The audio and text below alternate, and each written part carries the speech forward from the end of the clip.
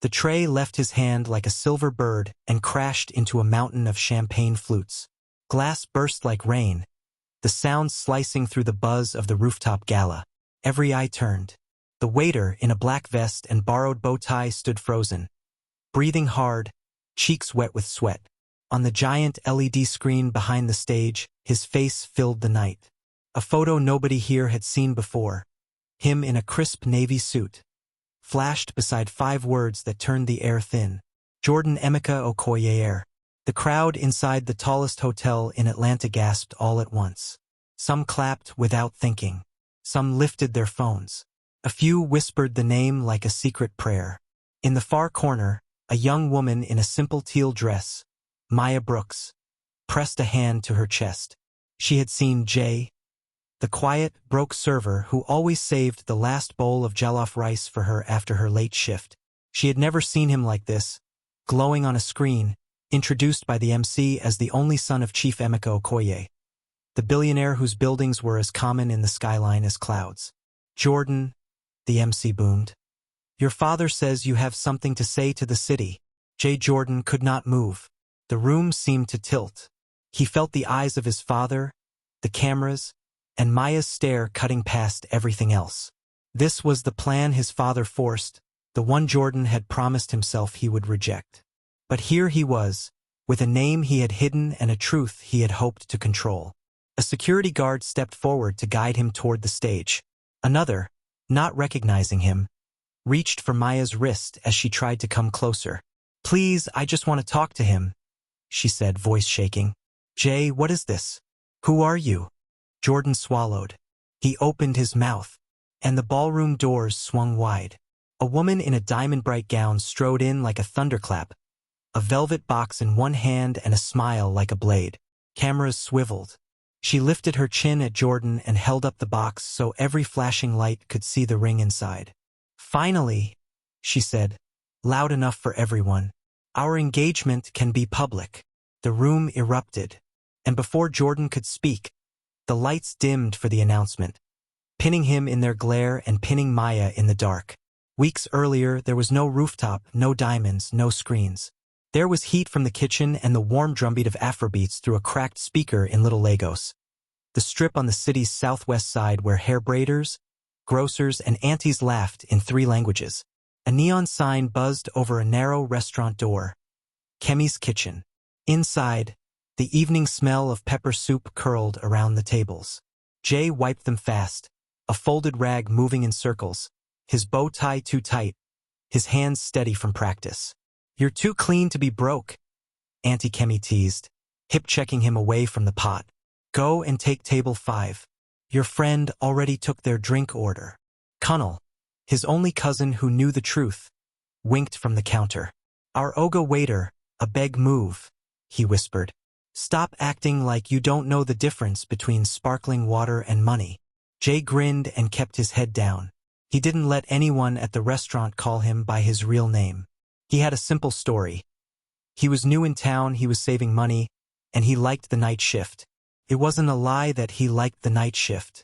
When the dinner rush was over, the regulars talked to him like a person, not a headline. The retired bus driver who showed him pictures of his grandkids. The college girl studying nursing who came in after long shifts at the clinic across the street. Hair tied back, eyes tired but kind. She was the one who asked for extra pepper and brought the servers paper cups of ice when the AC struggled. She was the one he found himself looking for at the door. Your nurse is coming, Kunnel murmured one evening, setting down a tray of puff-puffs like little suns. Don't smile too much. I'm not smiling, Jay said, and then he realized he was. Maya slipped in, checking her phone, a small wrinkle between her brows that always made her look like she was thinking too much about other people. She took the same seat by the window every time, near the plant that leaned toward the light. Jay kept his voice calm when he walked over. Long day? He asked. She let out a breath. 2 shifts. A little boy fell off his bike. He'll be okay. How's your night? Better now? He said before he could stop himself. She blinked at him and laughed, soft and surprised, as if she hadn't been seen like that in a while. They found a rhythm. She told him about her patients and her mother's old vinyl records. He told her, carefully, about cooking, about how he loved quiet mornings before the city woke, about how money made some things easier but never answered the hardest questions. He didn't tell her that his mornings used to start in a penthouse high above this very street, with a glass wall to the east and a father who checked the stock market the way other men checked weather. Sometimes, after closing, he would follow Maya to the clinic. They sorted donated supplies. They packed boxes for the neighborhood food pantry. He kept his sleeves rolled down when they passed the newsstand with his father's face on the cover. She never looked. The city was full of famous men and their sons. None of that belonged to the quiet corner where she counted syringes and laughed at his awkward jokes. "You're a good man, Jay," she said one night. "You don't talk like you're trying to impress anyone." "I'm tired of pretending," he said, and he meant it more than she knew. At home for now, was the small apartment over the restaurant that Auntie Kemi kept for staff who needed a place. It was cramped and the plumbing complained, and he loved it. The window faced the alley, and sometimes he watched night workers share a plate, neighbors argue and make up on the steps, bus drivers change shifts under the street lamp. He felt more human here than he ever had behind the tinted glass of his father's black SUV. But the world he left did not forget him. Chief Emeka Okoye was a storm wearing a tailored suit. He had crossed the ocean with a diploma and 2 favors, built towers out of patience and reputation, and put his name on the skyline. He loved his son the way powerful men often love.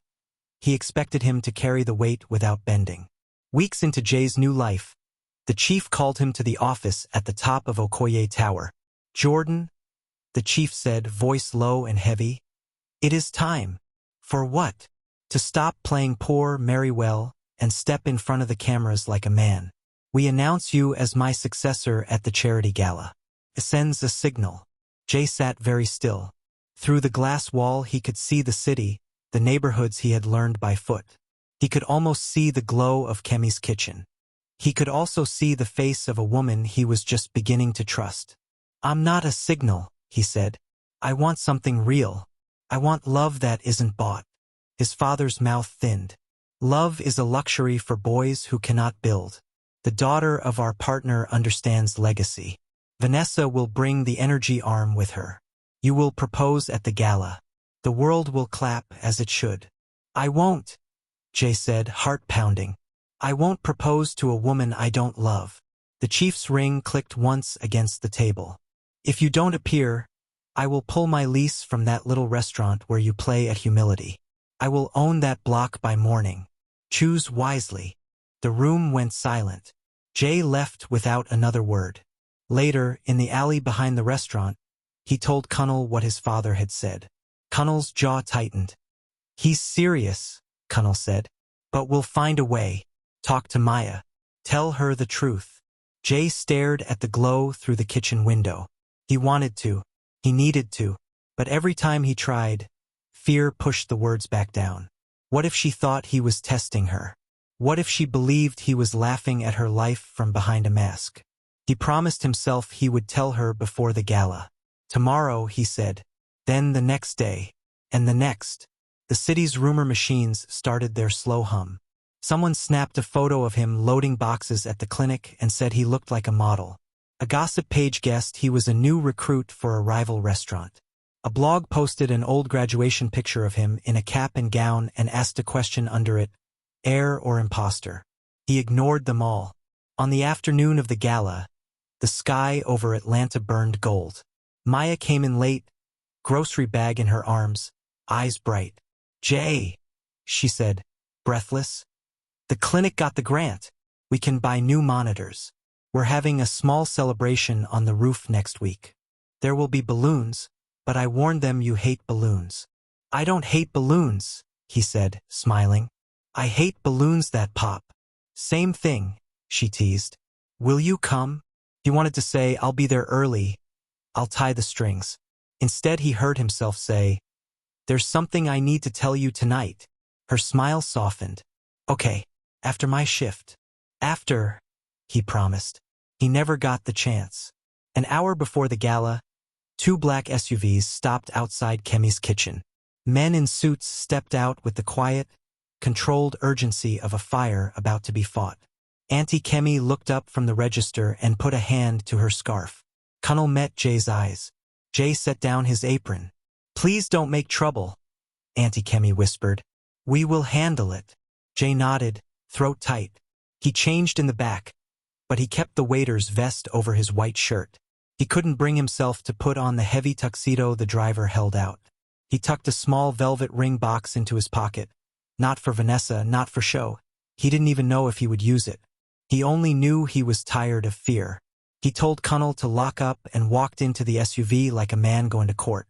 The rooftop pulsed with music and camera flashes. Jay tried to find Maya first, but the MC found him. The spotlight found him. The screen found him. And then, just as the word air hit the air like a drum, the ballroom doors crashed open and the woman in diamonds lifted the ring for the world to see. "Finally," she said, smiling at him with eyes that did not smile. "Our engagement can be public." Maya's face went blank. The crowd surged forward. A chant started, "Jordan, Jordan, Jordan," like a wave he couldn't outrun. Before he could speak, a low voice cut through the noise at his shoulder. "Say one wrong word," the chief murmured, "and I will close the doors of that clinic by sunrise." Jordan looked from his father to Maya to the woman with the ring. He opened his mouth, and the giant screen behind him flickered to a new slide. 2 names, 1 headline, and a date that would change everything. The words glowing on the screen froze everyone where they stood. Emeka Okoye Empire under investigation. Son linked to secret accounts. A wave of murmurs rolled through the ballroom. Camera flashes turned the air white. Security men scrambled to the stage, their earpieces buzzing. Chief Emeka's face went pale beneath his dark skin, his jaw clenching so hard a vein pulsed in his temple. "What nonsense is this?" he barked. But the microphone picked up his rage, echoing through the hall. Jordan turned slowly, staring at the words. He hadn't seen that slide before. It wasn't part of the program. Someone had hacked the gala's presentation. The diamond-clad woman, Vanessa, stepped back, her eyes narrowing. She glanced at her phone, typing furiously. Then she looked up at him. "Did you do this, Jordan?" He blinked. "What? You wanted to embarrass your father?" she hissed, loud enough for nearby guests to hear. "You planned this, didn't you?" "I have no idea what's happening," he said through clenched teeth. But no one was listening anymore. The crowd had turned into a storm of whispers, fingers pointing, camera lenses zooming. Jordan saw his father step toward him, fury burning in his eyes. "Jordan," the chief snapped, "go to the car. Now." For a heartbeat, Jordan thought of obeying. The instinct drilled into him since childhood told him to follow his father's voice, no matter how sharp. But then he saw Maya at the edge of the crowd. She looked terrified and betrayed. She mouthed something. Was any of it real? He took a step toward her, but Vanessa blocked his path. "Don't go near her," she said under her breath. "If you humiliate me tonight, I'll tell everyone about your little act at that restaurant." He stared at her, confusion turning to disbelief. "You knew." She gave a small, cold smile. "I know more than you think. I told your father where to find you. You think you can hide from men like him?" The hall was chaos now. The chief's aides pulled him away, shielding him from reporters as questions flew. "Sir, are you under investigation? Is your son involved? Did your company hide funds overseas?" Jordan felt the world collapsing in noise and light. He turned to look for Maya again, but she was gone. Outside, rain had started falling, slicking the rooftop tiles and painting streaks of light down the glass walls. Jordan pushed through the back exit, breathing hard. The valet line was jammed with black cars and umbrellas. He spotted Maya halfway down the street, her teal dress glowing faintly in the wet streetlights. "Maya, wait!" he called. She turned, eyes glistening. "Don't. I can explain everything." "Can you?" Her voice cracked. "Because I've been standing here wondering if Jay, the man who said he wanted something real, was just practicing for a role." He took a step closer, rain dripping from his hair. "I never lied about how I felt. You lied about everything else, she said. Your name, your life, who you really are. I was trying to find someone who would love me, not the money, he said quietly. I wanted to know what love felt like when people didn't bow first. She shook her head. That's not love, Jordan. That's manipulation. You used me to fix your guilt. Her words hit harder than the rain. He wanted to reach out, but she backed away. Go back to your world, she said, voice trembling. And stay there. She turned and disappeared into the blur of headlights. 2 hours later, the Okoye estate outside the city was crawling with security lights and news vans parked by the gates. Jordan stood in his father's study, soaked, his hair dripping onto the marble floor. Chief Emeka stood by the window, phone to his ear, shouting orders in rapid Igbo. When he hung up, he turned slowly. This is what your rebellion brings, the chief said. Shame. Public shame. You think I caused that slide?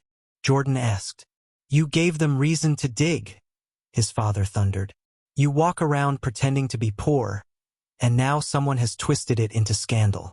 My enemies think I'm losing control of my own blood. Jordan clenched his fists. Maybe you are. Maybe that's what happens when you treat people like business deals. The chief's hand came down on the desk with a crack. Enough. Tomorrow morning you'll hold a press conference and announce your engagement to Vanessa. You'll deny the rumors and smile. Do you understand? I'm not marrying her. Then forget your inheritance. Forget everything I built. You'll walk out of this house with nothing. Jordan's voice was quiet. Then I guess I'll walk. For a second, silence. Then the chief looked away, almost in disbelief. You'd really throw away billions for what? That girl from the clinic? Do you even know her last name? Yes, Jordan said, stepping closer. And I know what it feels like to talk to her and not think about headlines. You should try that sometime. The chief's eyes narrowed. You're a fool. Maybe, Jordan said, but at least I'm my own fool. He turned and walked out, leaving his father staring at the rain-streaked window. By dawn, Jordan was back in Little Lagos. The restaurant was closed, chairs stacked, lights dim. He let himself into the small apartment upstairs. The air smelled like pepper and fried oil home. He sat on the edge of the narrow bed and stared at the ceiling. His phone buzzed nonstop with headlines, messages, and Vanessa's angry calls. He switched it off. In the quiet, he opened the small velvet box still in his pocket. Inside was a simple silver ring. Not the diamond giant his father would have chosen, but something he'd bought from a street vendor weeks ago. He'd planned to give it to Maya that night, not as a proposal, but as a promise, that he was done pretending. Now it just gleamed back at him, cold and useless. He set it on the bedside table and lay back. He didn't know how long he slept, only that when he woke, the sun had risen, and the sound of knocking filled the apartment. He dragged himself to the door. Cunnell stood there, eyes wide. Bro, you need to see this, Cunnell said, holding out his phone. On the screen was a new headline, this time worse than before. Whistleblower claims Okoye family funds stolen from public hospital project. Jordan blinked. What hospital project? The same clinic Maya works at, Cunnell said. The grant money that disappeared last year. They're saying your father's company handled the donations. Jordan's chest went tight. No, that can't be right. Brother, it's everywhere. They're dragging her name too. They think she helped you hide it. Jordan stared at the phone, every nerve in his body turning cold. Maya, who had spent nights sorting medical supplies, who stayed late for patients who couldn't pay, was being accused because of his family. He grabbed his jacket. Where are you going? Cunnell called. To fix this, Jordan said, already halfway down the stairs. The morning sun hit his face as he stepped into the street, determination replacing the shock. But as he reached the end of the block, a black SUV rolled to a stop beside him. The window slid down to reveal Vanessa, her diamond earrings catching the light. Get in, she said. We need to talk. Jordan hesitated. Why should I trust you? Because, she said, her voice sharp but oddly shaken. I know who planted that slide at the gala, and it's not who you think. He stared at her for a moment, torn between anger and curiosity. Then, slowly, he opened the car door and climbed in. The SUV pulled away from the curb, tires hissing on wet asphalt. Neither of them spoke for the first few minutes. Then Vanessa reached into her purse, pulled out a flash drive, and held it out. "What's that?" Jordan asked. "Proof," she said quietly. "Proof that your father isn't the only one with secrets, and that someone inside the company wanted to destroy both of you." Jordan looked from the flash drive to her face. "Who?" he asked. She glanced out the window, her voice low. "Your cousin." He froze. "Connell?" The SUV took a sharp turn onto the highway. "Yes," Vanessa said. "And if you don't believe me, you'll see soon enough." The road stretched ahead like a dark promise. Jordan felt the air grow heavier, his thoughts racing. Could it be true? Connell, the only person who knew everything? Lightning flashed in the distance as the city disappeared behind them. And somewhere between truth and betrayal, Jordan realized he had no idea who was lying anymore. The black SUV hummed through the early morning traffic, slicing past fuel trucks and sleepy commuters heading into the city. Inside, Jordan sat stiffly beside Vanessa, the flash drive cold in his palm. He kept his eyes on it like it was a live wire. "Start talking," he said finally, voice low. "How do you know it was Connell?" Vanessa didn't look at him. She kept her gaze straight ahead, her manicured fingers gripping the steering wheel. "Because I saw the transfer myself. He sent company files to a journalist 3 days before the gala." Jordan frowned. "That makes no sense. Connell doesn't even work for my father's company." "Oh, he does," she said dryly. "Just not officially. Someone inside your father's finance unit has been leaking information for months. They used Connell as the go-between. He's been collecting payments from them. I tracked one of the transfers." Jordan shook his head. "You're lying." "Am I?" She reached into her bag and pulled out a photo. It was grainy, clearly from a security camera, but unmistakable. Connell, standing in the lobby of Okoye Tower, shaking hands with a man Jordan recognized from the company's board. Jordan's breath caught. "That can't be." "I'm not your enemy, Jordan," Vanessa said softly. "Your cousin is. And if you keep trusting him, you'll go down with him." He turned toward her, disbelief and confusion fighting in his eyes. "Why are you even helping me? You hate me." She gave a short, bitter laugh. "I don't hate you. I just wanted what your father promised, status, not chaos. But now he's dragging everyone down. And you're the only one who might be able to stop it." "By doing what?" "Expose the truth before the authorities do. Use that drive. Contains the original project reports. If you release them first, you control the story. You protect your name, and maybe hers too." "Maya." "Yes," she said. "The clinic money trail leads through her. If we don't fix it fast, she'll be charged as an accomplice." Jordan gripped the flash drive tighter, his mind spinning. The idea of Maya being blamed for something she had nothing to do with made his stomach twist. "Where did you get this drive?" he asked. Vanessa hesitated. "That doesn't matter. What matters is—" "It matters," he cut in sharply. "Because if it came from you, it came from my father." Her lips parted, but she didn't answer. That was enough. Jordan reached for the door handle. "Stop the car. We're on the highway." "I said stop." Vanessa cursed under her breath and pulled onto the shoulder. Rain had started again, light and cold. Jordan stepped out, slamming the door behind him. Cars hissed by in streaks of gray and red light. He leaned against the guardrail, breathing hard, staring at the small flash drive in his hand. His thoughts were a storm. Connell's face, Maya's tears, his father's threats, Vanessa's strange tone of regret. Everything felt like a trap. He shoved the flash drive into his pocket and started walking toward the nearest exit sign. Behind him, Vanessa rolled down her window. "You think walking away fixes it?" she called out. "You can't run from blood, Jordan. The name Okoye follows you everywhere." He didn't look back. By noon, Jordan was back in the neighborhood. The sun had broken through the clouds, drying the streets and turning puddles into mirrors. But the warmth didn't reach him. Kemi's kitchen was half full with regulars, but the energy had changed. Conversations stopped when he entered. People stared, whispered. Someone's phone screen flashed his picture, his real name, his face, the scandal headline. He ignored them and pushed into the kitchen. Auntie Kemi turned from the stove, her expression heavy with sadness. "Jordan," she said quietly, using his real name for the first time. "You shouldn't be here. I need to see Cunnel." She wiped her hands on a cloth, eyes darting to the small TV in the corner playing the news. "He hasn't come in since yesterday. Where is he? Home, maybe, but be careful, my son.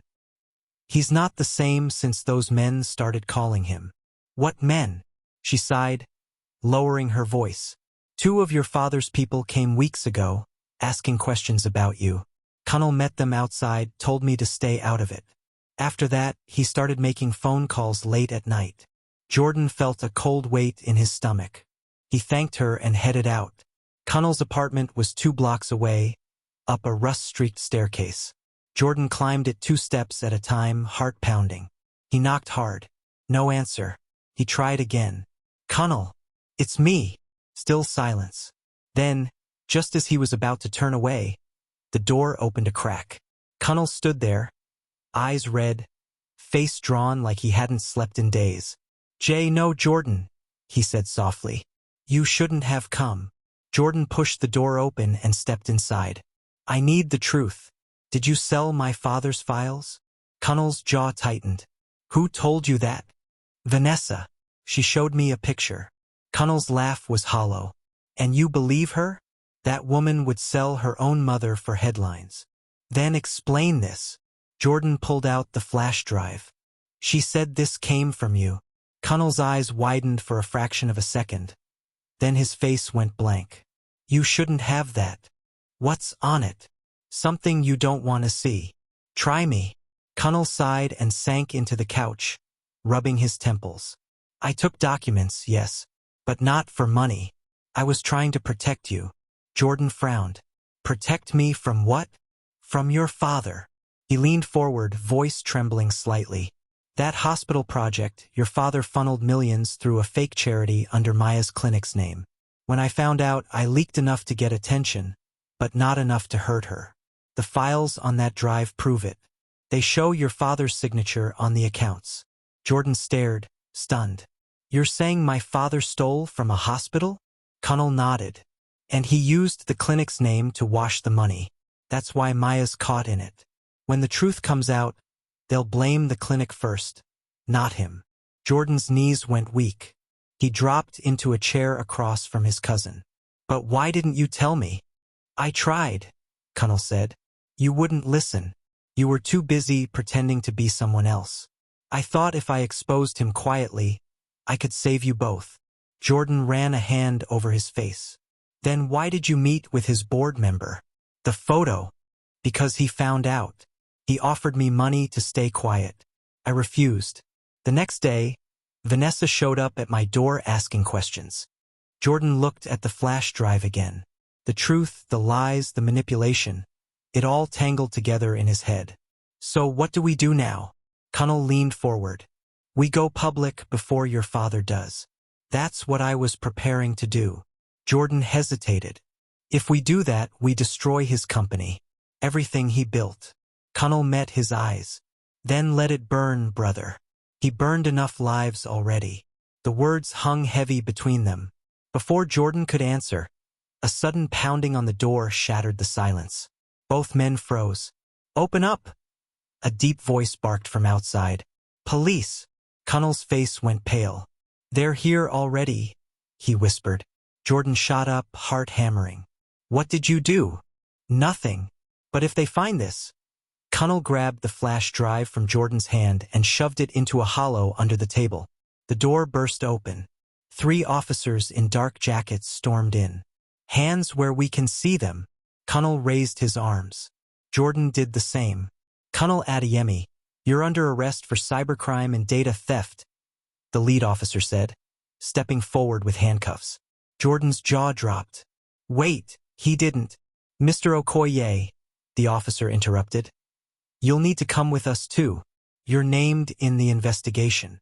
Connell looked at Jordan as they cuffed him, eyes pleading. Don't trust them. Don't trust anyone. As they led them out, the neighbors watched from doorways, whispering. Reporters were already gathering on the street, cameras flashing. A journalist shouted, "Jordan Okoye, did you help your father steal charity funds?" Jordan wanted to yell back, to explain, but the words stuck in his throat. Inside the patrol car, the city blurred past the window. Connell was silent beside him. Jordan stared straight ahead, heart pounding. Somewhere in all this chaos, Maya's name was being dragged through the mud, and the only thing that could clear her was that flash drive hidden under the table. But now they were both in police custody, and behind the one-way glass of the interrogation room they were headed to, someone was already waiting. Someone Jordan never expected to see again. The heavy door slammed shut behind them, sealing the room in a thick, humming silence. The fluorescent lights buzzed above their heads, throwing long shadows across the cold concrete floor. Jordan's hands trembled slightly as the officer pushed him down into a metal chair across from Connell. 2 officers stood by the door, arms folded. The third, a man in a dark gray suit with a badge clipped to his breast pocket, leaned against the table, looking between them with calm authority. "Gentlemen," he said in a deep, steady voice, "my name is Detective Harris. You both know why you're here." Connell's jaw tightened. "We didn't do anything wrong." "Really?" The detective pulled a tablet from his file and tapped it. "Because according to our cyber unit, this flash drive," he held up a small evidence bag, "was retrieved from your apartment. It contains encrypted bank records from Okoye Holdings and an anonymous transfer of $2.4 million to a charity account linked to the Westside Community Hospital." Jordan's chest went tight. "How did you get that?" "You raided the place." "Let's just say we have sources," Harris replied coolly. "The question now is, which one of you leaked it, and which one authorized the theft?" Connell shook his head. "You don't understand. That money wasn't stolen. It was returned. Your people have the story backward." Harris smiled faintly, the kind of smile that carried no warmth. "You expect me to believe that?" Jordan leaned forward. "Detective, please. My father's company handled that hospital project. He used the clinic's name to funnel money through shell accounts. Connell was trying to expose it. That's what's on that drive." Harris arched a brow. "You're accusing your own father of embezzlement?" Jordan hesitated, feeling the weight of the words even as they left his mouth. "If that's what it takes to tell the truth." The detective's eyes narrowed slightly. "Interesting, because your father doesn't seem to agree." He turned the tablet around. On the screen, a breaking news clip played. Chief Emeka Okoye standing in front of a press wall surrounded by cameras. His voice filled the small room, firm and measured. "My son Jordan has been manipulated by outside forces," the chief said.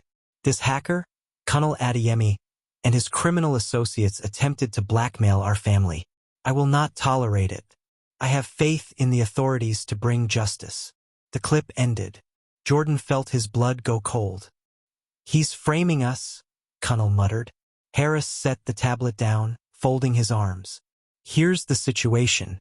I've got a billionaire claiming to be a victim, and his son sitting in front of me calling him a thief. One of you is lying, and I'm giving you both one chance to prove who." Jordan exhaled shakily. "Then check the encrypted section of that drive. It'll show where the hospital funds were redirected. You'll see it leads back to an account under the name Okoye Foundation Reserve." Harris regarded him for a long moment. Then he nodded to one of the officers. "Run it." The officer took the bag and left.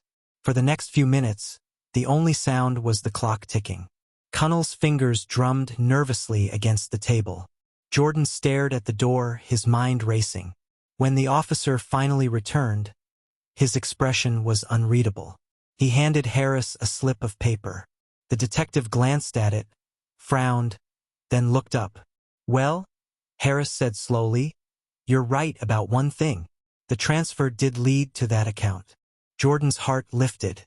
"Then you see, my father." But Harris cut in, The authorization code on those transfers belongs to you, Mr. Okoye. Jordan froze. What? The digital signature matches your old access ID from Okoye Holding System, Harris continued. The same one you used before you walked away from the company. That's impossible, Jordan whispered. I haven't logged into any company network in months. Connell slammed his palm on the table. They're framing him. That's what this whole thing is about. Enough, Harris snapped, his voice echoing through the room. He leaned closer to Jordan, lowering his tone. You've got one chance to make this easy. Tell me who you're protecting, your father, your cousin, or yourself. Jordan stared back at him, breathing hard. The truth doesn't need protection. It needs proof. Harris studied him for a long second before standing. Then I hope you find some, he said.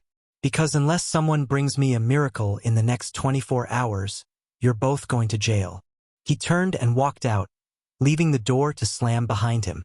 For a moment, the silence was suffocating. Then Connell leaned his head back and groaned. They forged your ID. It's the only explanation. Your father's people knew exactly how to make it look like you did it. Jordan nodded numbly. But we can't prove it from here. Connell glanced at the security camera in the corner, then whispered, Maybe not here, but if we get out, I can. Jordan frowned. What do you mean? I made a backup, Connell said quietly.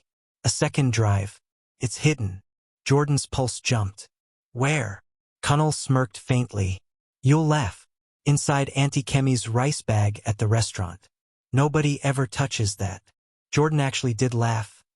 Tired, hollow, but real. You're insane. Maybe. But it's safe. The door opened again. Harris returned, but this time another person followed him in. When Jordan saw her, he went completely still. Maya. She looked different.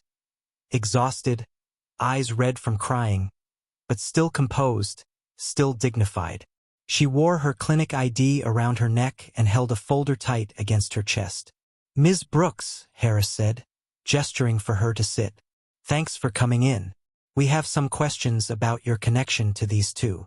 Maya's gaze met Jordan's for a brief, electric second. Then she looked away. I'm not here to answer questions, she said calmly. I'm here to give you something. She slid the folder across the table. Harris opened it, flipping through several pages of official documents and receipts. His brows lifted. These are hospital expense records. Yes, Maya said. And if you read closely, you'll see that the funds never reached our clinic. We never received the donations from the Okoye Foundation. Not a single naira. But someone used our name to sign off on deliveries that never existed. Harris scanned a few pages, his expression darkening. Where did you get this? He asked. From our accountant, she said. I told him to dig deeper after the first news story broke. He found copies of the fake invoices. Jordan's chest tightened. Maya, you didn't have to. I did, she said sharply, finally turning to him. You ruined my life without asking permission. The least I could do is clean up the mess. He winced, unable to meet her eyes. Harris nodded slowly, still flipping through the papers. This changes things. I'll need to verify these with the finance board. If they check out, you might be free to go. He turned to leave, but before he stepped out, he gave Jordan a pointed look. And if this woman just saved you, you'd better start thinking about how you're going to return the favor. The door closed. For a long moment, none of them spoke. Then Maya finally sat down, resting her hands on the table. I told you once that you talk like someone who wants to be real, she said softly. Now I'm not so sure you even know who that is. Jordan swallowed hard. I'm trying, Maya. She sighed, her eyes softening just slightly. Then prove it. Fix this. For the clinic, for yourself, for everyone your father hurt. I will, he said. But deep down, he knew words weren't enough anymore. The only way to clear her name, and his, was to face his father head-on. And the world's most powerful man wasn't going to let his only son expose him without a fight. If you're still watching, my friend, tell me something. What would you have done if you were in Jordan's shoes? Would you risk destroying your own father to save an innocent woman's name? Share your thoughts in the comments, and don't forget to hit that subscribe button so you don't miss what happens next. Because in the next chapter, the real war between father and son begins. Night bled into the city like ink. A storm was gathering again, thunder rumbling in the distance as Jordan stepped out of the police station. His freedom temporary but precious. He breathed in the wet air deeply, but it didn't feel like relief. It felt like pressure. Maya walked beside him in silence, her hands tucked into her jacket pockets. The streetlights flickered against her face, her expression unreadable. "Thank you," Jordan said finally, voice low. She stopped and turned toward him. "Don't thank me yet," she said. "They're still investigating. The detective said if those papers check out, you'll be cleared. But if not—" "I know." She studied him quietly, rain droplets clinging to her lashes. "So what now?" Jordan looked down the dark street toward the city skyline. "Now I find the proof that clears your name completely. Kunnel said there's another drive, hidden at Kemi's kitchen." Maya frowned. "Isn't that risky?" "The police already raided his apartment. It's the only lead I have." She hesitated. "Then I'm coming with you." Jordan blinked. "Maya, you don't have to." "I do," she interrupted. "I'm already involved. They dragged my name into this mess. I'm not letting you handle it alone." He gave her a long look, then nodded. "All right, but we move quietly." The rain had eased by the time they reached Little Lagos. The streets were almost empty, except for the distant hum of a generator and the hiss of frying oil from a nearby food stall. Kemi's kitchen sat in darkness, its neon sign flickering weakly. Jordan fished out a spare key from his pocket and unlocked the back door. The smell of old pepper soup still lingered in the air. Inside, the restaurant was silent. Chairs stacked, tables wiped clean. The hum of the fridge was the only sound. Maya followed closely, her flashlight beam cutting through the dimness. "You're sure it's here?" He nodded. "Kunnel said it's inside Auntie Kemi's rice bag. No one touches that thing except her." They moved to the storage room. A stack of sacks sat in the corner, each labeled Royal Stallion Rice. Jordan crouched and pressed his hand against one of them. Felt heavier than the rest. He tore it open carefully, and his fingers brushed something cold and metallic inside. He pulled it out, a small silver flash drive wrapped in plastic. "There it is," he whispered. Maya leaned closer. "So what's next?" "We plug it in and see what's inside." Jordan walked toward the small office at the back. But before he could reach it, the front door suddenly creaked open. Both of them froze. A silhouette appeared in the doorway. Broad shoulders, long coat, umbrella dripping rainwater onto the floor. Jordan's breath caught. Chief Emeka Okoye. The man stepped in slowly, closing the door behind him. His deep voice rolled across the quiet restaurant. "I thought I'd find you here." Jordan instinctively stepped in front of Maya. "How did you know?" Emeka gave a small, cold smile. "You forget who owns this block. I've had someone watching this place since the moment you disappeared." Maya's hand tightened around her flashlight. "You're the one who framed him," she said. The chief's gaze flicked toward her. "Ah, the nurse. The face of the innocent clinic." His tone was calm, almost pitying. "You should have stayed out of this." Jordan's jaw tensed. "Stay away from her." "I didn't come to hurt her," the chief said. "I came to offer you a choice." Jordan laughed bitterly. "A choice? You've already destroyed everything I cared about." "You still have your name," the chief replied evenly. "For now. But if you hand me that drive, I can make this all disappear. The police will forget. The media will move on. You'll have your inheritance, your company, your freedom. And if I don't?" The chief's eyes darkened. "Then you'll watch me bury that girl's clinic for good. Every patient, every nurse, every donor, gone." Maya's breath hitched. Jordan felt his fists clench. "You'd ruin a hospital just to protect your ego?" "My legacy," Emeka corrected. "Something you clearly don't understand." Jordan took a step closer, rain still dripping from his jacket. "You built an empire on lies. You used people's pain for profit. That's not legacy. It's rot. For a moment, father and son stood inches apart, two reflections of the same fire, both refusing to blink. Then Emika's tone shifted, soft and almost pleading. Jordan, I did all this for you. Every building, every deal, it was to secure your future. You think love alone feeds a family? You think truth builds skyscrapers? No, son. Power does. Jordan's voice broke through the air, sharp and steady. Then I don't want it. Emika's eyes flashed, anger flickering. Don't be foolish. Jordan lifted the drive. This is going to the police. You can't buy silence forever. The chief's jaw tightened. Then you've chosen war. He turned to leave, but paused at the door. Remember this, Jordan. In war, even the righteous bleed first. Then he stepped out into the rain and was gone. Maya exhaled shakily, her pulse still racing. He's not bluffing, is he?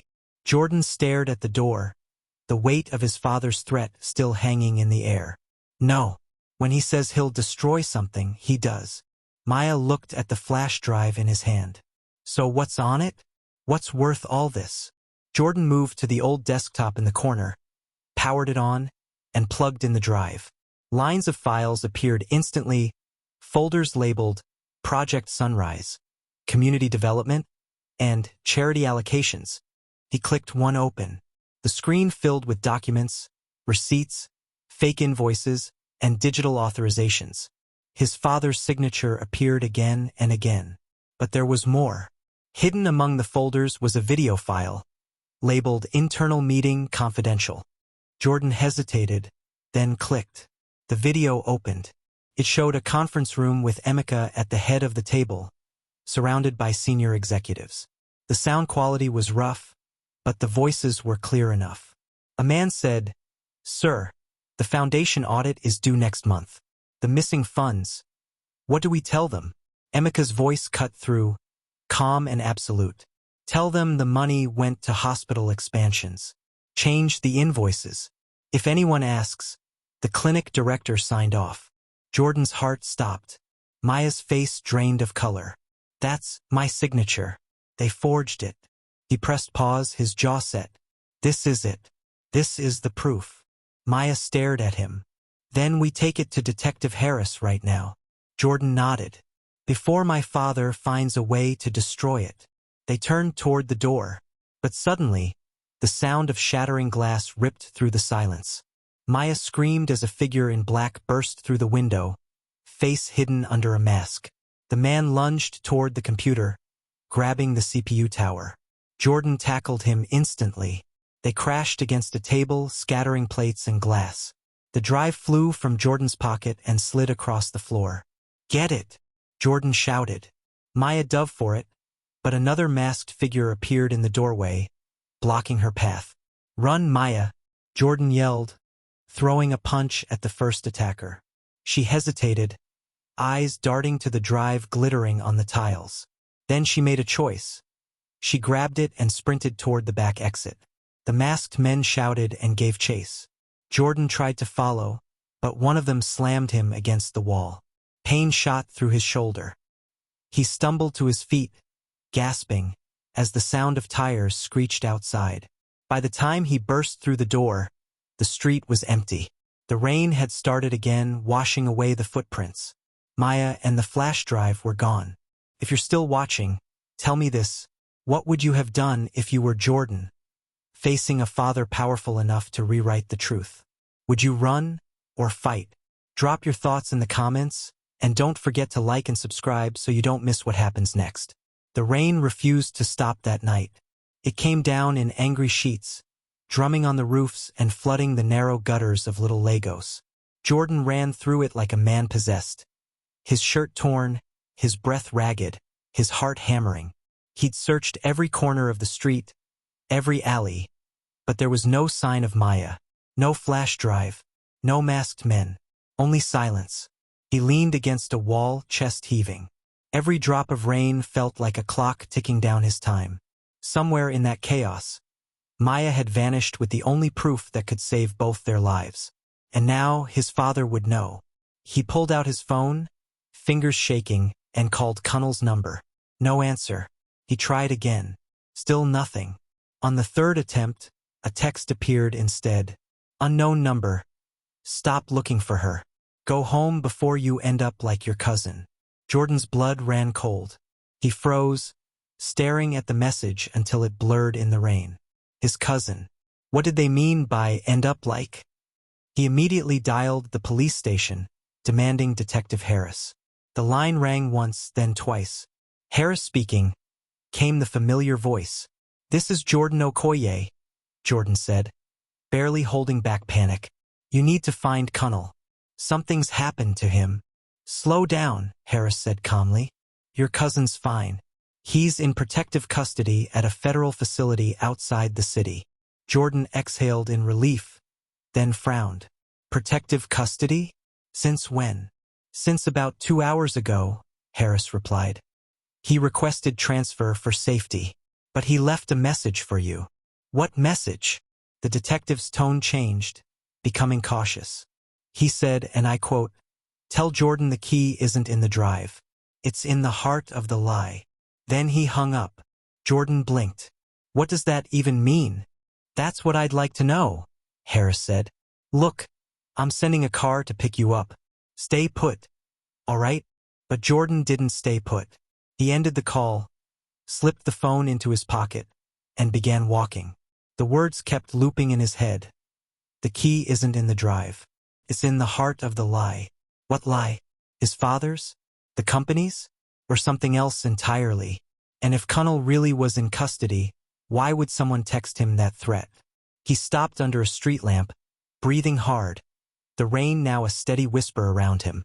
A thought flickered through his mind, one so wild he almost dismissed it. The security footage, the video on the flash drive. It had shown his father speaking to executives, giving orders to forge Maya's signature. But there had been something strange about it, something he'd ignored in the rush of adrenaline. He replayed the memory in his mind, the reflection on the glass wall behind his father, a moving shadow that shouldn't have been there. Someone had been filming that meeting secretly, and only one person would have had the access and the motive, Vanessa. By morning, Jordan was standing in front of Vanessa's luxury apartment in Buckhead, soaked to the bone but burning with resolve. He pressed the buzzer once, hard. Her voice came through the intercom, cold and wary. Who is it? It's Jordan. We need to talk. Now. A pause. Then a click. The door unlocked. He climbed the stairs quickly and found her waiting by the open doorway, dressed in a silk robe, her expression unreadable. Well, she said quietly. I figured I'd see you again, just not this soon. Jordan stepped inside, dripping water onto her marble floor. You played me. She raised an eyebrow. Did I? You filmed that meeting, he said. You were in the reflection. I saw it. She said nothing for a moment, then sighed and poured herself a drink. You're more observant than your father gives you credit for. So it's true, he said bitterly. You recorded him. Yes, she said simply. But not to protect you, to protect myself. Your father promised me the world, Jordan. A marriage, status, access to everything he controlled. Then he cut me out of the deal. I decided to make sure he couldn't bury me. Jordan's hands clenched. And Maya? Did you have her taken? Vanessa laughed softly. Taken? Don't be dramatic. She's safe, at least for now. He stepped closer, voice low and dangerous. Where is she? Vanessa met his eyes calmly. With people who are better at hiding than you. I needed leverage, and she was the easiest to get. Jordan's anger flared. You're insane. I'm practical, she corrected. You're emotional. That's why your father always wins. But we can change that. What do you mean? She sipped her drink, her tone turning businesslike. We work together. I'll release the full footage, the meeting, the forged documents, everything. But in exchange, when the dust settles, Okoye Holdings becomes mine. You walk away clean. Jordan stared at her, disgust curling in his gut. You think I'd sell my soul just to save my name? No, she said softly. I think you'd do it to save her. Silence hung between them. The rain outside had turned to thunder again. Jordan's fists tightened. If anything happens to Maya, Vanessa, I swear. She smiled faintly. You'll what? Ruin me? You don't even have the file anymore. He hesitated, then reached into his pocket and pulled out a small black USB stick. Vanessa's smile faltered. That's impossible, she said. Jordan's eyes burned into hers. I made a copy from the computer before they attacked the restaurant. She took a step back.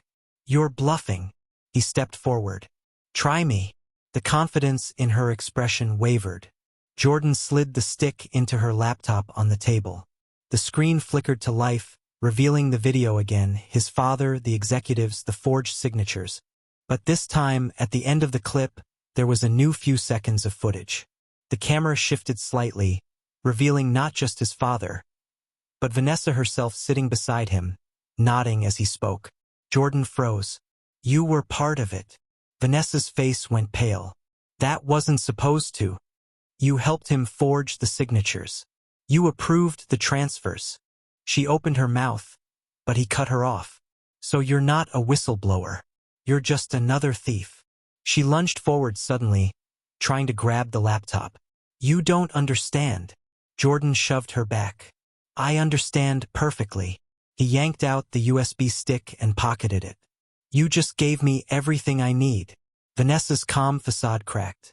You won't make it out of here alive, she hissed. My father's security team will. But before she could finish, Jordan bolted out the door. He took the stairs 2 at a time, heart pounding. Behind him, he could hear her shouting, her voice echoing down the hall. By the time he reached the street, his phone was already buzzing, an unknown number flashing on the screen. He hesitated, then answered. Hello. A soft, trembling voice came through the line. Jordan. It's me. Maya. Yes, she whispered. They took me to a warehouse outside the city. Please, you have to. The line cut abruptly. Jordan shouted her name into the phone, but there was only static. He stood there in the rain, chest heaving, clutching the USB stick like a lifeline. His father was framing him. Vanessa had betrayed him. Maya was in danger. And now, for the first time in his life, Jordan Okoye wasn't just running from power, he was running toward it. He looked up at the storm-filled sky, his jaw set. If it's war you want, father, he muttered, then war is what you'll get. Lightning flashed over the skyline, reflecting in his eyes. The son of a billionaire was done pretending to be poor. Now he was coming for everything. The night outside the city pulsed with lightning and dread. Jordan drove a borrowed car through the winding industrial roads, his knuckles white on the steering wheel. Every bump of the cracked asphalt rattled through his body like nerves on fire. The rain had turned the air into steam, the kind that blurs light and shapes, and somewhere beyond that fog, Maya was waiting, terrified, maybe hurt, but waiting. He checked the GPS coordinates he had traced from Maya's call. The map blinked red, an abandoned warehouse on the edge of Fulton Industrial District. He pressed the accelerator. The car roared through puddles. For the first time since the truth began unraveling, Jordan wasn't afraid. He was furious. His father had crossed every line: corruption, blackmail, forgery, and now kidnapping. The old Jordan, the quiet man who hid behind a waiter's vest, would have begged for peace. But not tonight. Tonight, he was his father's son, and for once, he would use that bloodline against him. The warehouse rose from the shadows like a sleeping beast, wide, rust-stained, windows shattered. Jordan parked 2 blocks away, pulled his hood up, and slipped through the fence. His shoes splashed in shallow water as he crept closer, his breath clouding in the cold air. From inside came the muffled hum of a generator and low voices. He crouched beside a window, peering in. 2 men in dark jackets stood near a table. On it sat Maya, her hands bound, her face pale under a single hanging bulb. She was trembling but defiant, her eyes fixed on the man pacing before her, Chief Emeka Okoye. Jordan's heart stopped. Why are you doing this? Maya's voice cracked but steady. She's innocent. Your fight is with him. Emeka didn't even look at her. You think I wanted this? He said quietly, his voice echoing through the empty space. You think I enjoy cleaning up my son's mistakes? This isn't about him, she snapped. It's about your greed. He turned then, and even from outside, Jordan could see the storm in his father's eyes. My greed built schools. My greed built jobs. My greed put food in thousands of mouths, Emeka said, voice rising. What has your honesty built? A crumbling clinic in a slum. Maya flinched but glared back. A clinic that saved lives. Something money can't buy. Emeka's hand twitched, as if he might strike her, but then he exhaled sharply and turned away. You have no idea what kind of men you're up against. They won't stop at me. If that file you stole gets out, they'll burn you both. She frowned. What men? But before he could answer, the sound of glass shattering cut through the warehouse. Everyone spun around. Jordan dropped from the window frame, landing hard, water splashing around his boots. The two guards reacted instantly, reaching for their weapons, but Jordan was faster. He grabbed a steel pipe from the floor and swung it with every ounce of fury he'd been holding in. The first man went down with a grunt. The second charged, tackling him into a stack of wooden crates. They crashed to the floor, the pipe clattering away. Jordan rolled, punching wildly, his blood pounding in his ears. The man grabbed his collar and tried to slam him against the wall, but Jordan headbutted him squarely in the nose. He fell back with a shout. Maya screamed, Jordan, behind you! Emeka had picked up the pipe. Their eyes met across the chaos. Father and son, drenched, breathing hard, standing on opposite sides of truth. Put it down, Jordan said, voice raw. You don't have to do this. Emeka's jaw was tight. You left me no choice. Jordan took a step forward. You had a choice the moment you started lying to protect your empire. You chose power over people, over your own son. Emeka raised the pipe slightly, his hand shaking. You wouldn't understand. Legacy isn't built on kindness. It's built on survival. Then I'll survive without you, Jordan said quietly. The chief's hand trembled, and then dropped the pipe. It hit the concrete with a hollow clang. For a second, silence. Only rain against the roof. But then, headlights cut across the warehouse walls, and the sound of car doors slamming filled the air. Emeka's face changed instantly, from guilt to panic. No! Black SUVs screeched to a stop outside. Armed men in tactical gear poured out. Not police. Not his father's guards either. Who are they? Maya whispered. Emeka's face went pale. The people I warned you about. Gunfire erupted, shattering windows. Jordan ducked, pulling Maya behind a steel beam. Emeka yelled orders to his guards, but they were already overwhelmed. Bullets tore through the crates, the sound deafening. Go! Emeka shouted. There's a back exit. Jordan hesitated. You're coming too. I can't. Emeka barked. They came for me, not you. Run, son. Now. For the first time, there was something raw in his father's voice. Not command, not pride, but fear. Jordan grabbed Maya's hand. Come on. They sprinted toward the rear door as the firefight raged behind them. Sparks flew as bullets struck metal. Emeka turned, grabbed a fallen guard's weapon, and returned fire, covering their escape. They reached the exit. Jordan shoved it open, the rain slapping their faces. A single shot echoed, a sharp, piercing sound that sliced through the storm. Maya gasped and stopped. Jordan turned. His father was on his knees, blood spreading across his white shirt. He looked up, meeting his son's eyes through the chaos. Don't let them rewrite it, he said weakly. Tell the truth. Then he fell. Jordan froze, horror crashing over him. Jordan! Maya pulled his arm. We have to go. He stumbled back, his chest tight, eyes locked on his father's lifeless body as more armed men poured in. They ran into the storm, vanishing into the night.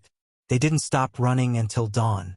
By then, the rain had stopped, leaving the city eerily quiet. They found refuge in an abandoned bus depot, both soaked and shivering. Maya slumped against a wall, exhausted. Who were those men? Jordan sat opposite her, wiping blood from his lip.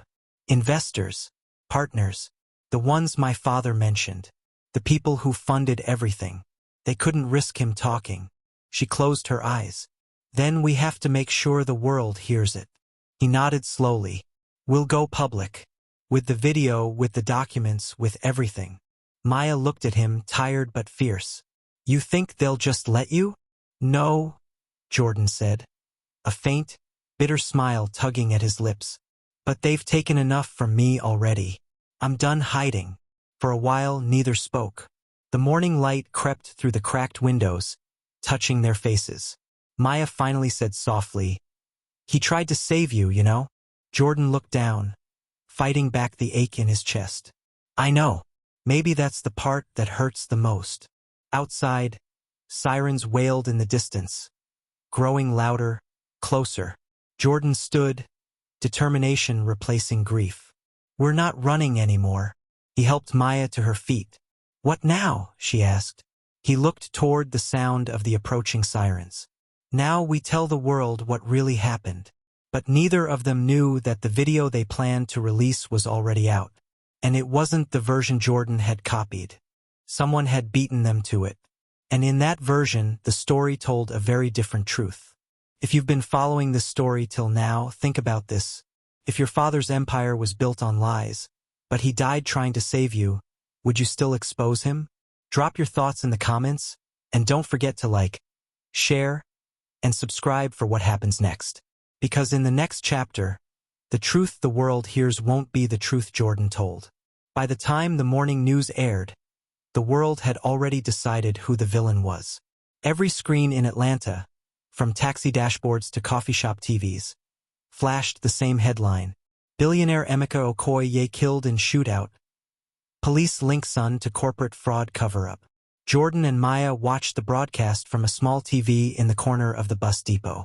The anchor's voice was crisp, detached, merciless. Sources confirm that Mr. Okoye's son, Jordan, is now wanted for questioning in connection with a network of fake charities tied to missing hospital funds. Authorities believe he fled the scene with key evidence. Maya's mouth fell open. They've turned it around. They're saying you shot him. Jordan's pulse roared in his ears. That's impossible. They can't. They can, she said bitterly. Your father's friends own half the media houses in this state. He stood up, pacing. No, this is Vanessa. She had the footage. She must have released an edited version. He pulled out the USB stick, the real one, and slammed it onto the table. This is the truth. But if I go to the police now, they'll lock me up before I can say a word. Maya rubbed her temples. Then we need someone who can broadcast it without filtering it. Someone who doesn't work for them, he muttered. An independent voice. She looked up slowly. What about your cousin? Connell? He's in protective custody, right? But if he's safe, maybe he still has access to contacts in the press. Jordan thought for a moment, then nodded. He used to date an investigative journalist, Ngozi Adewale. She runs an independent online platform, Truthwire Africa. If anyone can push this story past the corporate networks, it's her. Then let's find her. By evening, they were on the move again, hoods up, keeping to side streets and old rail tracks. Jordan used stolen Wi-Fi from a public cafe to locate Ngozi's office in an old warehouse district downtown.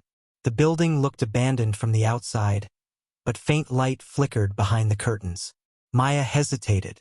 You're sure we can trust her? She's stubborn, he said. She exposed 2 governors and lived to tweet about it. They entered quietly. A woman in her early 30s, dark-skinned with locks tied into a loose bun, sat at a cluttered desk covered in laptops and coffee mugs. When she looked up and saw Jordan, she froze. Well, she said, leaning back, if it isn't the Billionaire'S runaway prince. Jordan raised his hands slightly. Ngozi, I need your help. You mean after your family blacklisted me for defamation last year? She said coolly. This isn't about my family anymore, he said. It's about the truth. She studied him, eyes narrowing. You've got 2 minutes. Jordan pulled out the USB stick and set it on the table. That drive contains proof my father's empire laundered millions through fake hospital foundations. He was going to expose it before he died. And why should I believe you didn't pull the trigger? He took a deep breath. Because the same people who killed him tried to kill me. They kidnapped her. He gestured toward Maya. She works at the clinic whose name they forged. Ngozi turned to Maya, her tone softening slightly. Is that true? Yes, Maya said. We have original invoices, medical supply logs, everything. They faked it all. The money never came. Ngozi leaned forward, suddenly serious. Let me see what's on that drive. Jordan nodded. She plugged it into her laptop. Files appeared instantly. For a few minutes, the only sound was the clicking of her keyboard. Then she gasped. Holy hell! On her screen was the full, unedited recording, the one that showed both Emeka and Vanessa orchestrating the fraud. Ngozi looked up, eyes wide. If I upload this, you'll make enemies you can't even imagine. I already have, Jordan said. She stared at him a moment longer, then nodded. All right, I'll prep the servers. But once this goes live, you'll need to disappear. They won't just come for me. They'll come for you. Jordan and Maya exchanged a look. Do it, Maya said firmly. Ngozi inserted a data chip into her laptop and began transferring files. But halfway through the process, her screen flickered, then froze. What's wrong? Jordan asked. She frowned. Someone's trying to trace the upload. The system's being jammed. Maya stepped back nervously. By who? Ngozi's eyes darted across the screen. This IP, it's coming from inside the Okoye corporate servers. They're tracking you right now. Jordan cursed under his breath. We have to finish the upload before they shut you down. I'm trying, Ngozi shouted. It's fighting back. Like someone's manually blocking every file. A new line of code flashed on the screen. Access override. V.Okoye exec. Vanessa. She's in the system, Jordan said, jaw tightening. She's deleting everything. Ngozi slammed her palm against the desk. Not if I beat her to it. She typed furiously, fingers flying. The lights flickered again. Then, suddenly, the progress bar shot forward 90%, 95%, 100%. Upload complete, she said, panting. But I can't stop her from tracking where it came from. As if on cue, a loud crash echoed from downstairs, followed by heavy footsteps. They're here, Maya whispered. Ngozi's eyes went wide. Take the drive and go. There's a service exit through the back. Jordan grabbed the USB. Come with us. I'll slow them down, she said, already unplugging her cables. Go. They hesitated only a moment, then sprinted for the back stairs. Behind them, shouts rang out. Gunfire cracked, shattering glass. They burst into an alley behind the warehouse, breath ragged. Sirens wailed in the distance.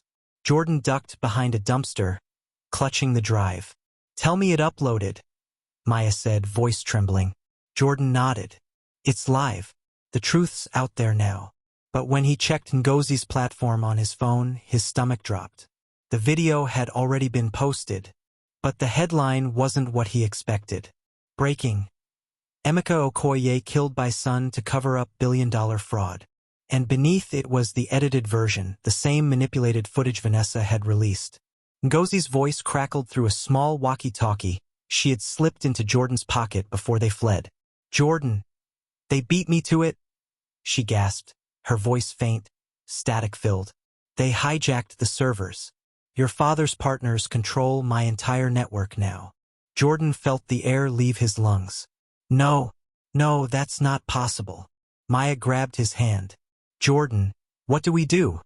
He looked up at the glowing skyline, the city that had crowned his father king and now branded him a killer.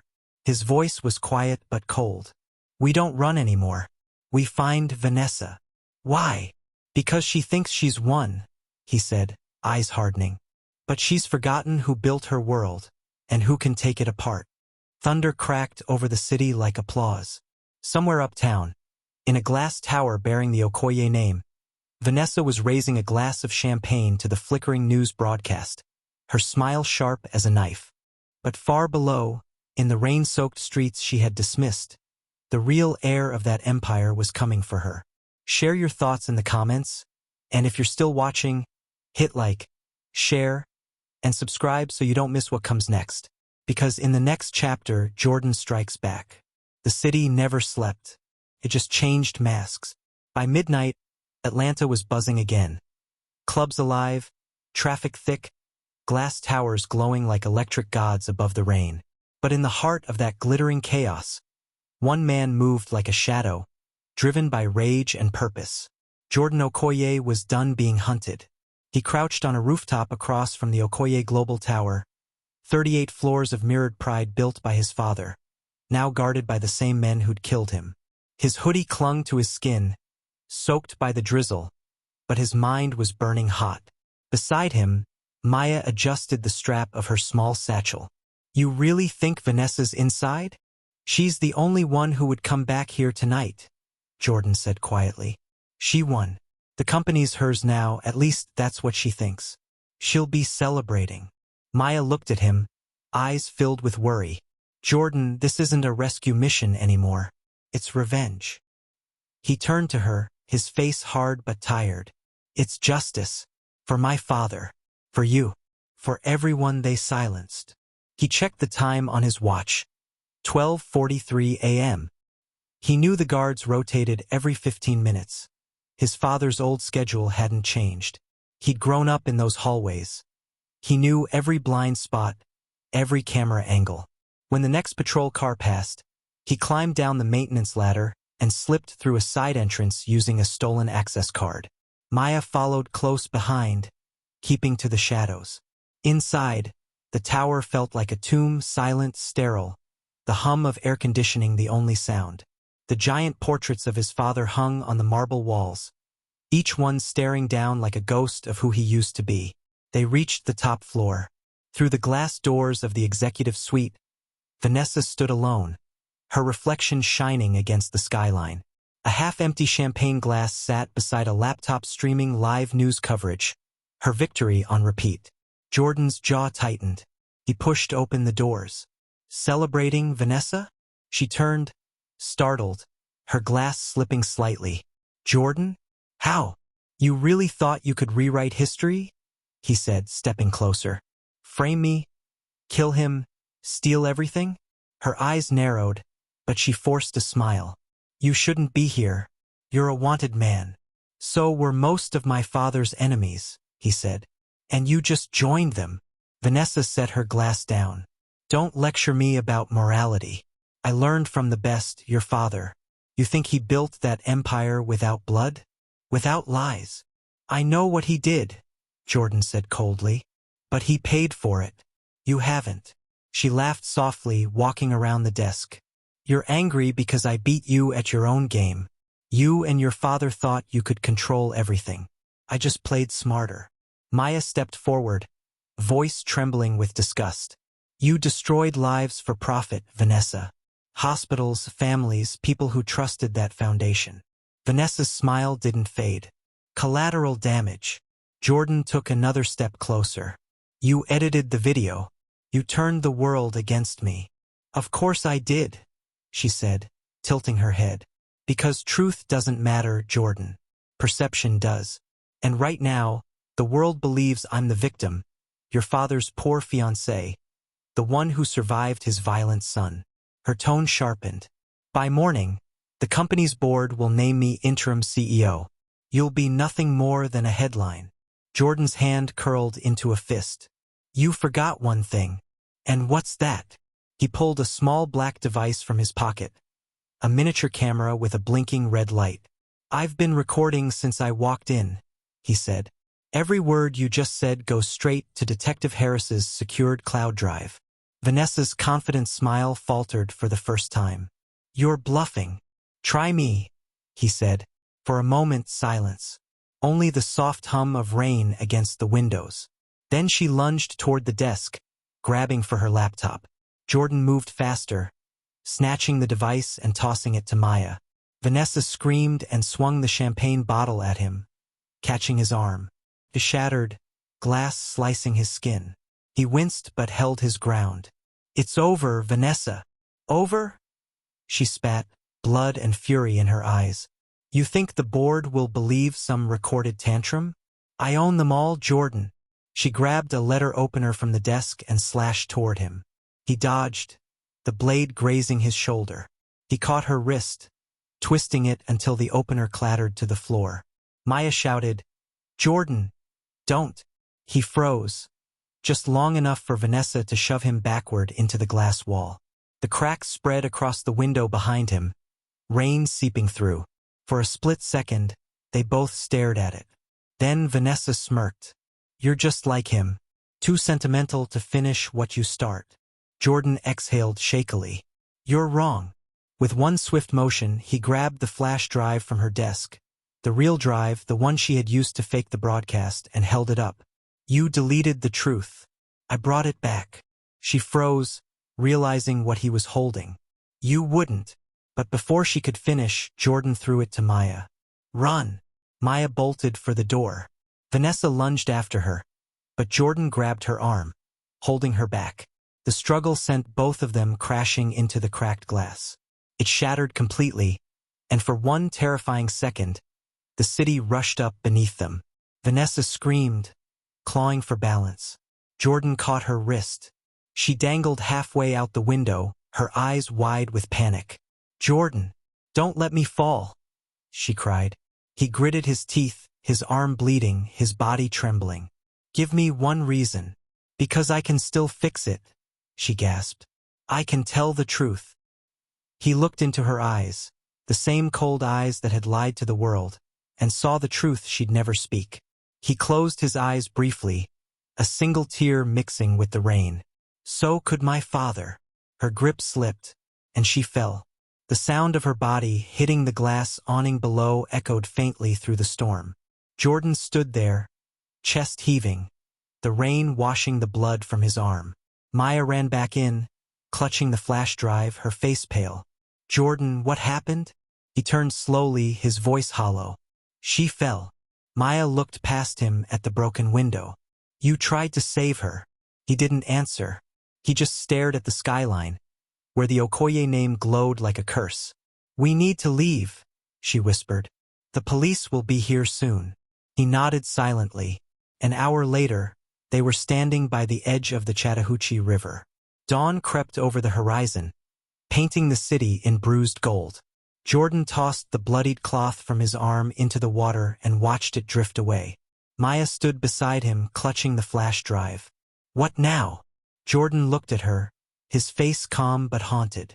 "Now we finish what he started. The world will know the truth, the real one. But the cost. I've already paid it," he said quietly. Behind them, sirens wailed in the distance, growing louder. Maya looked at him with tears in her eyes. "Jordan, if they find you," he smiled faintly, "then they'll find the man who stopped pretending." He reached for her hand. "No more hiding. No more lies." She squeezed his fingers. "Together, then? Always."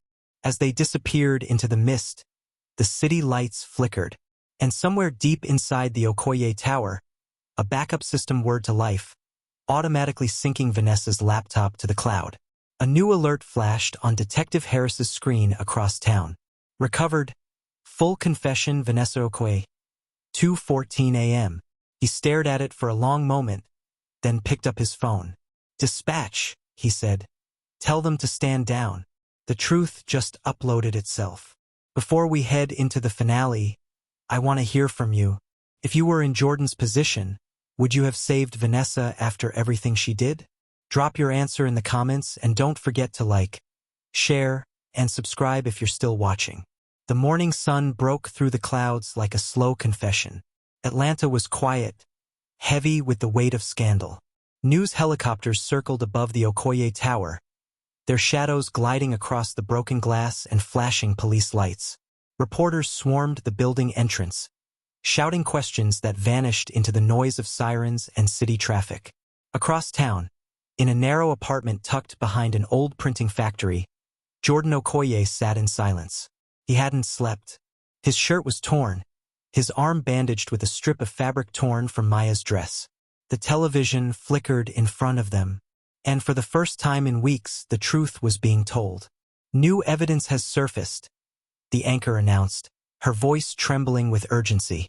A full confession recorded by the late Vanessa Okoye exposes a massive cover-up involving forged hospital documents and offshore accounts. Investigators confirm the recording directly clears Jordan Okoye of all charges. Maya turned to look at him. "It's over," she whispered. But Jordan didn't smile. He just stared at the screen. The footage playing now was the same one that had been saved from Vanessa's cloud. A shaky video showing her alone in her office after the fight, tear-streaked and desperate. "I lied," she said in the recording, her voice hoarse. "I changed the files, I edited the footage. Jordan didn't kill his father. The men who funded us did. They wanted to bury the evidence, and I helped them. I thought I could control it. But I couldn't. They'll come for me next." Then the screen cut to black. The anchor continued, "Federal agents have arrested 3 executives tied to the case, including members of the Okoye board. The late Chief Emeka Okoye has been officially cleared of all corruption charges following posthumous evidence release." Maya sighed, relief mingling with sorrow. "Your father. They finally cleared his name." Jordan leaned forward, elbows on his knees. "He died trying to tell the truth. In the end, that truth still saved him." He turned to Maya. "And you saved me." She gave a small smile. "You saved yourself. I just refused to let you do it alone." They sat quietly for a while, the noise of the city humming faintly through the window. The chaos outside didn't reach them here. For the first time, the world wasn't chasing him. Maya stood and walked toward the window. "What will you do now?" Jordan looked up at her, the sunlight touching her face. "My father's empire will fall apart without someone rebuilding it. But maybe it shouldn't be rebuilt the same way. You'll start over?" He nodded slowly. "From the ground up. No lies, no stolen money. A new foundation for real hospitals, real people." Maya turned, her eyes soft. "You'd do that?" He smiled faintly. Maybe it's time the Okoye name finally stood for something good. A knock at the door interrupted them. Maya's shoulders stiffened, but Jordan motioned for her to stay back. He opened the door carefully. Detective Harris stood there, holding a folder under one arm and a small, tired smile. "You look better on this side of the news," he said. Jordan managed a weak laugh. "You came to arrest me again?" "Actually," Harris said, stepping in, "I came to close the case." He handed Jordan a document, a signed statement from the Justice Department. "You're officially cleared. Your father's estate is frozen until legal proceedings end." "But they found something else." "Something else?" Jordan asked. Harris nodded. "Your father left a letter. It was sealed and time-stamped the day before the gala. It was addressed to you." He reached into his coat pocket and handed over a slightly damp envelope marked "To my son." Jordan stared at it, his fingers trembling slightly. "How did you?" "His lawyer sent it to us after the news broke. He wanted it delivered if anything ever happened to him." Jordan swallowed hard and opened the letter. The handwriting was neat, deliberate. His father's voice echoed through every word. "My son, if you're reading this, I have lost control of what I built. You were right, truth matters more than legacy. I built towers but forgot to build peace. You always saw the world differently, and though I was too proud to admit it, I admired that in you. If you ever have to choose between protecting my name and protecting what's right, choose what's right. It will hurt, but in the end, it will last longer than any empire I could have left you. Be better than me, Jordan. That will be my real inheritance to you. Father." By the time he reached the end, Jordan's eyes were wet. He folded the letter carefully, pressing it against his chest. Maya touched his shoulder gently. "He loved you, Jordan. He just didn't know how to show it." He nodded, voice thick. "I know." Detective Harris cleared his throat softly. "You've got a clean slate now. What are you planning to do with it?" Jordan looked up, determination flickering in his tired eyes. "Something different. I'm going to turn what's left of my father's fortune into a trust. For hospitals, clinics, and the kind of people he forgot." Harris smiled faintly. "That's one way to rewrite a legacy." Jordan turned to Maya and took her hand. And maybe I'll start with a little clinic in the southwest side. She laughed quietly. You mean my clinic? He squeezed her fingers. Ours now. Months later, the ribbon-cutting ceremony drew a crowd. Cameras flashed, children laughed, and the sign above the newly built hospital gleamed proudly under the afternoon sun. The Okoye Brooks Community Health Center. Jordan stood beside Maya, both dressed simply, no bodyguards, no press entourage. Just people. Ordinary people, the kind he had once pretended to be and now finally was. He stepped up to the microphone as the applause faded. My father believed wealth could build legacy, he began. But I've learned that legacy isn't about how tall your buildings stand. It's about how many people stand because of you. This center isn't just for me or my family. It's for everyone who ever believed that truth can rebuild what lies destroy. Maya smiled as he spoke, her hand resting gently over his. When he finished, the crowd erupted in cheers. The ribbon was cut, the doors opened, and the clinic filled with life. As the sun dipped behind the skyline, Jordan stood at the entrance, watching the people go in and out. Maya joined him, slipping her hand into his. You did it, she said softly. He looked at her with a smile that reached his eyes. We did. She leaned her head against his shoulder. So, no more pretending? He laughed quietly. No more pretending. From now on, the billionaire's son is just a man who found what money could never buy. They stood there in the golden light, surrounded by the hum of laughter, hope, and new beginnings. And for the first time in his life, Jordan Okoye felt truly rich. If you've been with us till now, tell me in the comments.